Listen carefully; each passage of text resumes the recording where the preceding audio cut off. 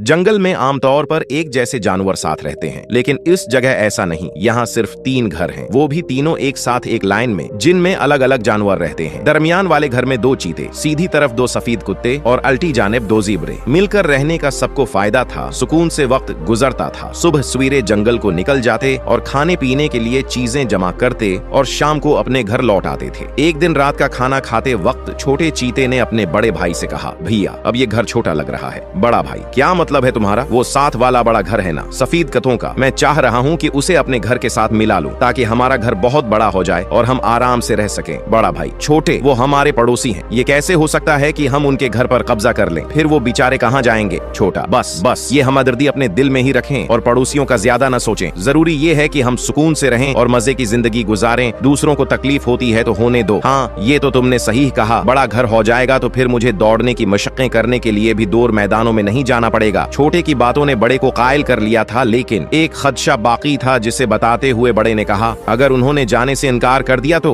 छोटा, ये कौन सा मसला है? हम चीते हैं चीते, उन्हें मार देंगे और घर पर कब्जा कर लेंगे। हा हा हा हा, इस तरह तो फिर उनके रहने का भी इंतजाम हो जाएगा। मेरा मतलब एक तुम्हारे पेट में और एक मेरे पेट में।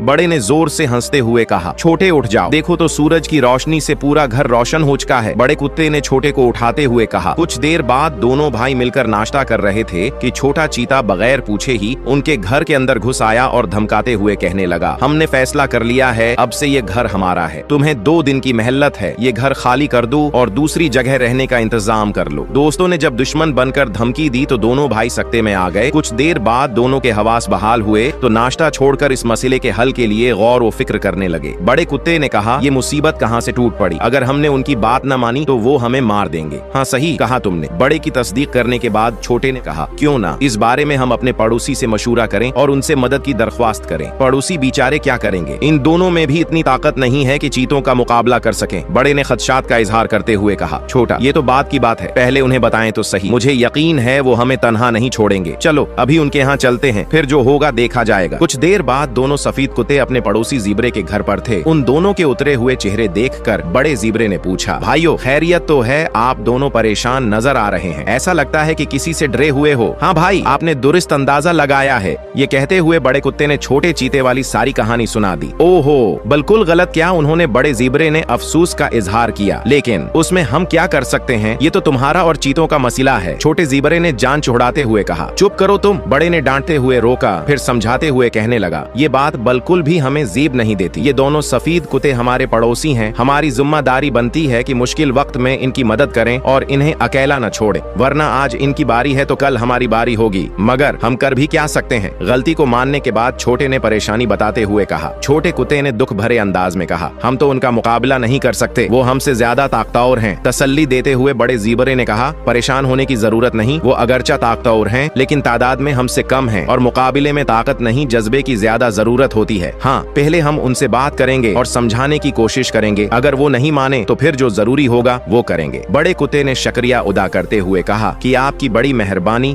परेशानी के वक्त आपने हमारा साथ दिया। शाम का वक्त हुआ था, चीतों के घर दस्तक हुई तो छोटा चीता उठकर दरवाजे पर गया। तुम सब यहाँ क्या काम है जो इधर जमा हुए हो? बड़े कुत्ते ने गुस्से से कहा, आज सुबह जो तुमने हरकत की है उसकी वजह से हम सब यहाँ हैं। पहले अपने बड़े भाई को बाहर बुलाओ, फिर हम बात करेंगे। आवाजें सुनकर बड़ा चीता भी बाहर आ गया और सारे पड़ोसियों को एक साथ देखकर कहने लगा, क्या मसला है? क्यों सबने हमारे दरवाजे पर रश लगाया हुआ है? बड़े ज़ीब्रे ने हौसले के साथ कहा, हम तुम्हारे पड़ोसी हैं, दुख दर्द में काम आने वाले हैं, परेशानी में तुम्हारा साथ देते हैं। पिछली सर्दियों में जब तुम जख्मी हो गए थे तो तुम्हारा इलाज भी हमने मिलकर किया था। आज जब तंदुरुस्त हो, जान वापस आ गई है, तो अपने ही पड़ोसियों को धमका रहे हो। छोटे कुत्ते ने भी बात बढ़ाते हुए कहा, ये तो एहसान का सिला नहीं था। पड़ोसी के साथ ये अंदाज बिल्कुल भी मुनासिब नहीं है। पड़ोसियों की बातों से बड़े चीते को समझ आ गया कि वो दोनों गलती पर थे, उन्हें हरगिज ऐसा नहीं करना चाहिए था। इसलिए उसने नर्म अंदाज में कहना शुरू किया, भाइयों, हम लालच में आ गए थे और खुद के फायदे की वजह से अपने ही मददगारों को तकलीफ पहुंचाने का इरादा कर बैठे थे। बेहतर होगा कि आप हमें मुआफ कर दें और हम पहले की तरह मिलकर चैन और सुकून से रहें। बड़े ज़ीब्रे ने भी इस बात की तायद करते हुए कहा, हम भी यही चाहते हैं, सब मिलकर रहें, किसी को मुसीबत व तकलीफ देने का सबब न बने। फिर सुलह सफाई हुई, मुआफी तलाफी तकलीफी के बाद दोबारा सारे मिलकर खुशी से रहने लगे। प्यारे बच्चों, मालूम हुआ कि मुश्किल वक्त में अपने पड़ोसियों दोस्तों को अकेला नहीं छोड़ना चाहिए, बल्कि उनके साथ मिलकर इस परेशानी को हल करना चाहिए कि साथ मिलकर करने की बरकत से वो काम भी हो जाता है और मुसलमान की मदद करने का सवाब भी मिल जाता है।